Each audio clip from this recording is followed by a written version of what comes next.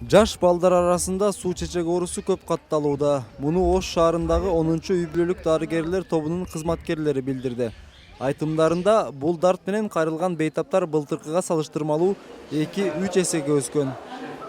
Бул көпүрөөк 2 жаштан 14 жашкача бар. Бул 2 жаштан 14 жашка чейинки балдарда учурап жатат. Айрыкча уюшулган жайларда, бири-бири менен байланышкан балдарда, мектеп жана бала бакчаларда көп учурайт. Азыр биздин аймакта номер 36 жана 46 балдар бакчасында көп катталып жатат. Аларды биз ооруканага жибербестен үй шартында дарылап жатабыз. Балдардын ичинде ушу оорулар көпүрөөк учураяпты. Жыл башынан бери суу чечек оорусуна номер 46 балдар бакчасында 10 бала кабылган.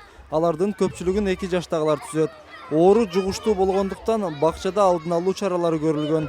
Ошондуктан бири-бирине жуктурду дегенге болбойт.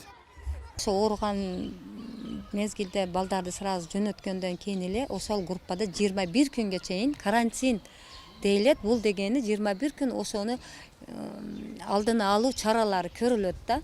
Кечинде, обедте дагы балдар залда отурганда спальный жакты, балдар эшикке чыкканда залды, анан туалетти өзүнүн графиги бар бизде, качан кайсыл жерди проветривание жасаш, шамалдатыш. Ошондой кылынат, чтобы воздухту вирустан тазалаш. Суу чечек оорусуна кабылганда адамдын алгач дене табы 38 градуска чейин көтөрүлөт. Андан кийин денеде жарачалар пайда боло баштайт.